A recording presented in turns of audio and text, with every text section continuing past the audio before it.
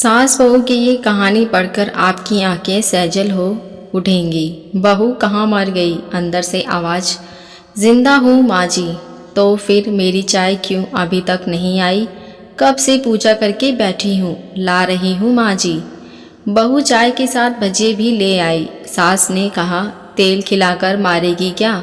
बहू ने कहा, ठीक है माँ जी, ले जाती हूँ। सास ने कहा, रहने दे, अब बना दिया है तो खा लेती हूँ। सास ने भजिए उठाए और कहा, कितने गंदे भजिए बनाए हैं तूने। बहू, माँ जी मुझे कपड़े धोने हैं, मैं जाती हूँ। बहू दरवाजे के पास छिप कर खड़े हो गई। सास भजिए पर टूट पड़ी और पूरी भजिया ख़त्म कर दी। बहू मुस्कुराई और अपना काम पर लग गई। दोपहर के खाने का वक्त हुआ। सास ने फिर आवाज़ लगाई, कुछ खाने को मिलेगा? बहू ने आवाज़ नहीं दी। सास फिर चिल्लाई, भूखे मारेगी क्या? बहू सामने आई, खिचड़ी रख दी।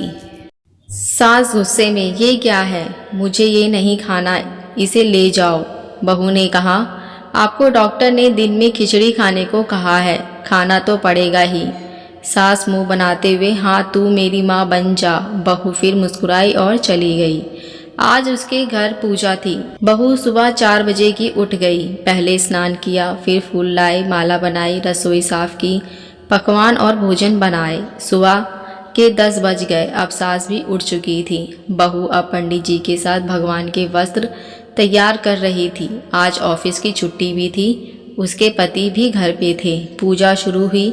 सास चिल्लाती, बहू ये नहीं तो वो नहीं। बहू दौड़ती दौड़ती आती और सब करती। अब दोपहर के 3 बज गए थे।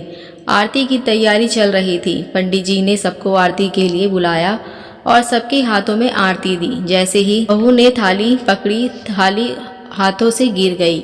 शायद भोजन बनाते वक्त बहू के हाथों में तेल लगा था, इसे वो पोंछना भूल गई।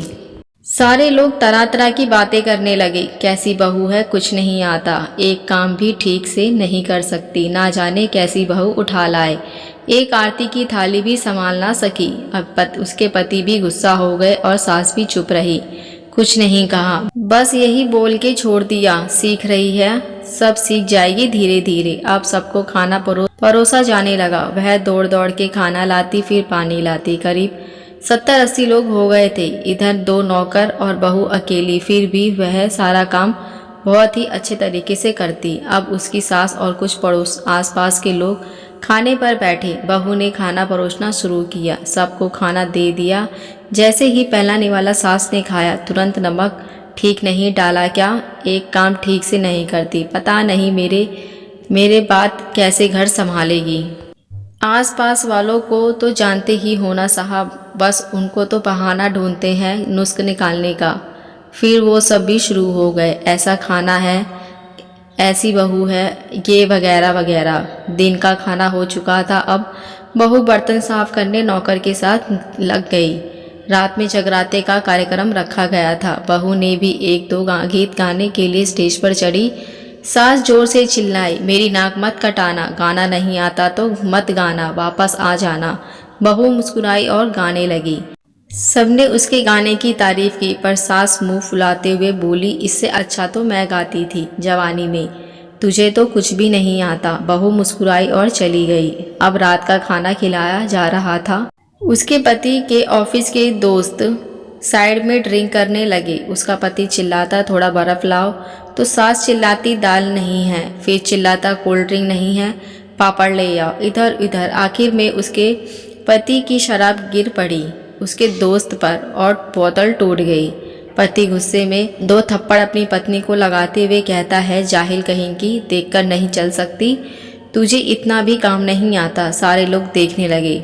उसकी पत्नी रोते हुए कमरे की तरफ दौड़ी। फिर उसके दोस्त ने कहा, यार क्या यार, पूरा मूड खराब कर दिया, यहाँ नहीं बुलाया होता, हम कहीं और पार्टी कर लेते। कैसी अनपढ़ गवार बीवी ला रखी है तूने, उसे मेहमान की इज्जत और काम करना तक नहीं आता, तुमने तो हमारी बेइज्जती कर दी। अब आसपास के औरतों के और बहाना मिल गया था और वो कहने लगी, देखो क्या कर दिया तुम्हारी बहू ने, कोई काम की नहीं है। मैं तो कहती हूँ अपने बेटे की दूसरी शादी करा दो, छुटकारा पाओ इस गवार से। सास उठी और अपने बेटे के पास जाकर उसे थप्पड़ मारा और कहा, अरे नलायक, तूने मेरी बहू को मारा, तेरी हिम्मत कैसे हुई, तेरी टांग तोड़ दूंगी। उसके बेटे के दोस्त कुछ कहने ही वाले थे कि उसकी माँ ने घुरते हुए कहा, चुप, बिल्कुल चुप, यहाँ दारू पीने आए हो, जबकि पता है आज पूजा है, तुम्हें यहाँ पार्टी करनी है। कैसे संस्कार दिए हैं तुम्हारे माता पिता ने। और किसने मेरी बहू को जाहिल बोला, जरा इधर आओ, चप्पल से मारूंगी अगर मेरी बहू को किसी ने शब्द भी बोला तो। अरे पापी, तूने उस लड़की को बस इसलिए मारा कि शराब की बोतल टूट गई। पापी, वो बच्ची सुबह 4 बजे से उठी है, सारा घर का काम कर रही है, ना सुबह से नाश्ता किया ना दिन का खाना खाया, फिर भी हंसते हुए सबकी बातें सुनते हुए ताने सुनते हुए घर के काम में लगी। तेरे यार दोस्त मुझे अच्छे नहीं लगे, जूते से मारूंगी तेरे दोस्तों को जो अभी उन्होंने ऐसा कहा।